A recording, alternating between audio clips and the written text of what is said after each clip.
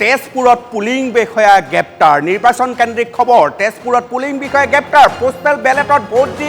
মোবাইলত ফটো মৰাৰ অভিযোগত গ্ৰেপ্তাৰ দৰং কলেজ ভোটগ্ৰহণ কেন্দ্ৰত এই ঘটনা ভোটদানৰ দৃশ্য নিজৰ মোবাইলত ফটো মাৰি ৰাখিছিল বিষয়াগৰাকীয়ে গ্ৰেপ্তাৰ হোৱা বিষয়াজন কামাল উদ্দিন শোণিতপুৰ পলিটেকনিকৰ কৰ্মচাৰী আজব কাণ্ড নিৰ্বাচন কাইলৈ ৰাতিপুৱাৰ পৰা ভোটদান হ'ব ইয়াৰ পূৰ্বে শোণিতপুৰত আমি সকলোৱে জানো শোণিতপুৰক কেন্দ্ৰ কৰি বিজেপি আৰু কংগ্ৰেছৰ মাজৰ ৰাজনীতি জমি উঠিছে তাৰ মাজত এগৰাকী পুলিং বিষয়া আকৌ গ্ৰেপ্তাৰ হৈছে কি কাৰণে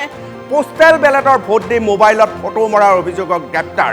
দৰং কলেজত ভোট কেন্দ্ৰত এই ঘটনা ভোটদানৰ দৃশ্য নিজৰ মোবাইলত ফটো মাৰি ৰাখিছিল বিষয়াগৰাকীয়ে গ্ৰেপ্তাৰ হোৱা বিষয়াজন কামাল উদ্দিন শোণিতপুৰ পলিটেকনিকৰ কৰ্মচাৰী আৰু এগৰাকী পুলিং বিষয়াই নিজৰ সেলফি মৰাৰ যি প্ৰৱণতা সেই প্ৰৱণতা বন্ধ কৰিব নোৱাৰাৰ পৰিণতি হৈছে গ্ৰেপ্তাৰ